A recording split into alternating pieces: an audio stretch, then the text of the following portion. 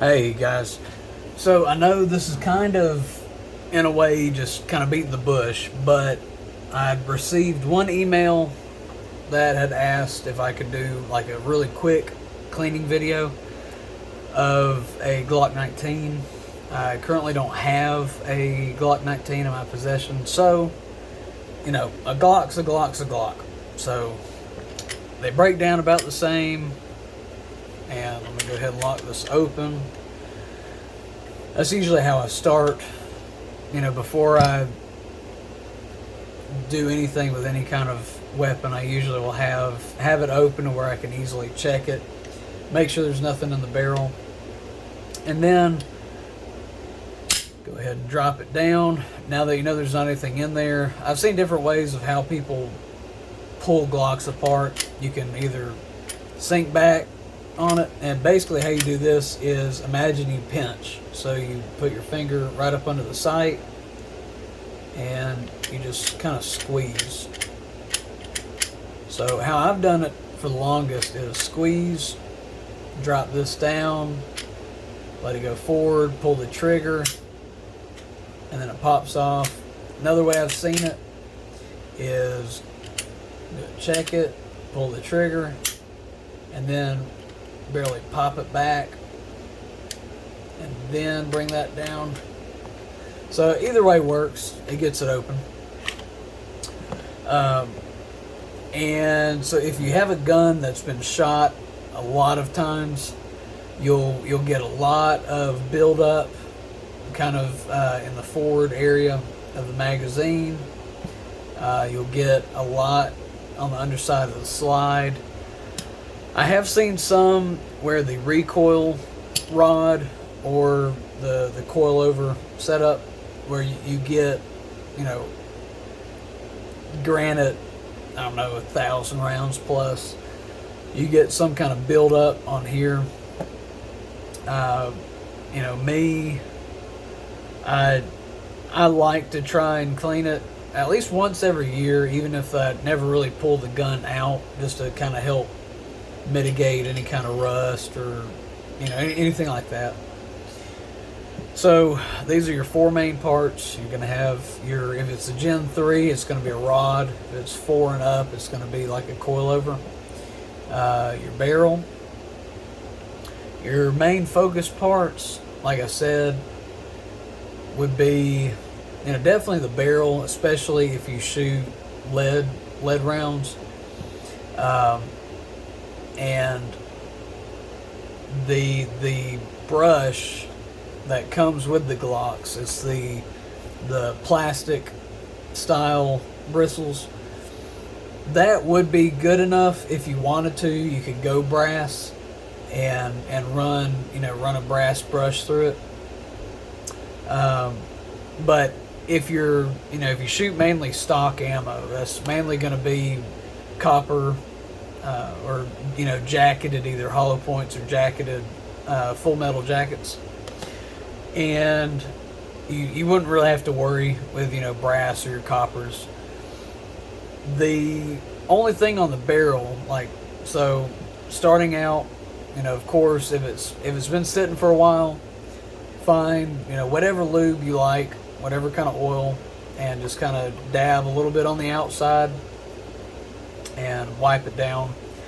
If you're really finicky about fingerprints, one thing I've told people is if you have some old socks that you like. So you have this way where you can either have one rag here and one rag in this hand and wipe it down, or get some old socks and just wear it like a little puppet, more or less. And these have been washed, so any kind of coloration is just age. So same concept. Put it down, and then, as they say, 2 hands are better than one. And you just clean it. Get any kind of dirt, residue on the outside.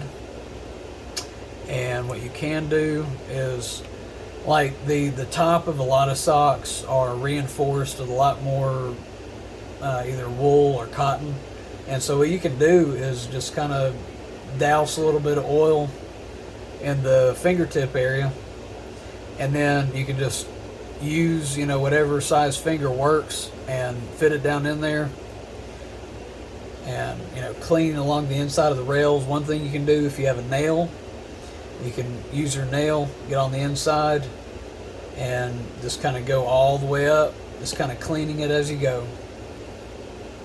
And then if you need to, use like a plastic bristled brush. If there's rust, get a brass style brush. This is steel, so I won't use this on any of these. So get a brass brush. And if you have like a rust patch, you just dab a little bit of oil, and then use that brass brush and kind of go in small circular motions, and then just wipe it off. And with most any handgun coating, you're able to do that. A little bit of rust will show through. Do 1 or 2 dabs of oil, circular motion, until it turns into like a orange looking paste, and then just wipe it off, and boom, you're good to go. Recoil spring or rod, a little bit of oil, drip drip, and then wipe it down, set it aside. So the socks were just an idea. I usually don't use them. Only time I do is if it's like a high-end rifle and I'm really finicky on trying not to get any fingerprints anywhere. And not for illegal purposes, just because if you put too many fingerprints, say, on this barrel, and let's say you go and shoot it, the heat will end up heating the oils up, and you almost get like a permanent fingerprint. And if it's your daily carry, may not be that big of an issue, but if it's something, that you might plan on selling, might be good of a, decent idea to kind of pre-plan there. And so barrel, you'd want a smaller piece of cloth, and honestly, if you're just cleaning the inside, these brushes, how they're angled, you just put that cloth on it, and just the bristles here make a decent seal, so you just kind of rotate and it pops out, pull back through.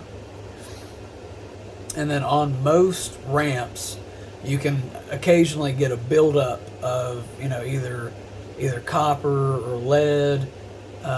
It's also an area that can get scraped, and the more scrapes you get or little gouges, the more hang-ups that you'll probably get with most hollow points and like wad cutter style projectiles. So just always make sure you don't have any grooves or cuts. If you have some kind of gouge, usually you can get it with a Dremel, with the smaller sanding bit on like a 900, 1000 grit paper. You just kind of basically polish, just repolish that ramp, and it'll be good to go. On your internals, honestly, in terms of the lowers, I've never really had an issue with Glock gumming up. I've experienced one, and that was literally thousands upon thousands of rounds with zero cleaning. So you're going to want to first, apply a little lube to, whatever rag you're using, and, wipe down the inside, get under your rails, and then clean off the trigger bar, because that's going to be one area where a lot of powder will start building up and gumming up. And, honestly, if you've gone about 1,000, 1,500 rounds, it would not be a bad idea to pop, take out your pins and then just pop that trigger out and clean everything on the inside and put it back in. If it got you 1,500 rounds, might as well clean it all over again, so you get, another 1,500 out of it until you got to clean it again. But, essentially, if you're just doing a wipe down, every range time, or, every 6 months or a year, from little use, That's basically what I would suggest. But like I said, the more rounds, the more deeper internally that you might want to get. And then, so let's say you've cleaned all this. One lubricant I like to use is Weapon Shield. It's about $7 for this tube. I've had it for a year, and like not even a half an inch I've used. And literally all you have to use with this, and no, this is not sponsored. I've used it on all my guns, and I've had zero issues. So literally, let me stand up, make sure I'm getting this in zoom here. See if I can focus it for y'all. Well,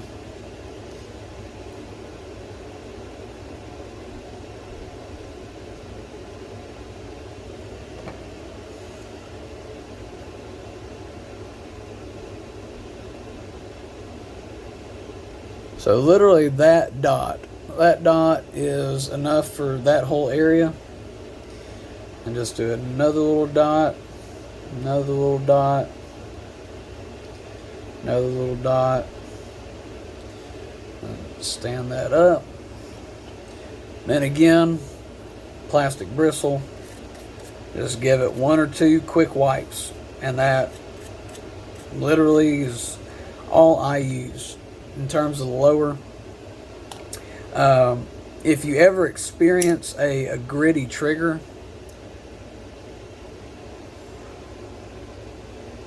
there we go. If you ever experience a gritty trigger, one thing you can do is, one of your contact points is going to be right here on the edge of this bar. You can drip a little tiny drop right in that crease. And then you have another contact point right here. It's a little tiny drop.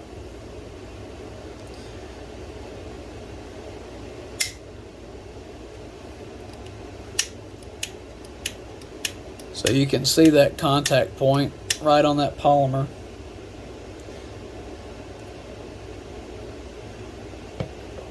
Go ahead and put this cap on. And it looks glass, but it's plastic, so you just squeeze it, and I mean that's a big drop compared to, here, let me see. There we go. So that's probably the amount that I just used on all the rails put together. That's literally one area that I've, one dot that I'd put on any given area. So really good stuff. I have not had any issues at all. And, I run it in all my Glocks and all my knives. So even if you have a gritty knife, take it apart, throw a few drops on it, put it back together again, and boom, you're good to go. Alright, so that literally is a generic cleaning. If someone wants it, by all means, throw it down in the comments, like, hey, can you do a little bit more in-depth cleaning? And, then I can show y'all, popping your pins out and, basically how to dismount it. So with that being said, I do plan on doing a Glock disassembly, like an entire disassembly, and then possibly doing like a part 2 full reassembly. So you'll have part 1 disassembly, and then I'll, in that video, go to a second one and then just show it, being reassembled. Alright, so other than that, if y'all like this content, just throw something down in the comments, and my email is out there, so any requests, throw that in the comments too. And if you like this kind of content, seeing it on YouTube, by all means, please subscribe. It definitely helps me kind of know, once I get a few boosts of subscribers, what kind of videos are floating around that people are looking for. So with me starting this channel, I have figured out why. Everyone says, oh, please like, subscribe. Well, I hate begging, but if you can like and subscribe, because 90% of my views are, unsubscribed people, and it does show that a lot of people are coming back to my videos. So by all means, guys, no money on your end. Literally, just subscribe, and I can keep them piling out. Alright, well, other than that, like I said, guys, throw something down in the comments for me. Like, subscribe if you like any kind of gun or knife content, and I'll see y'all in the next one.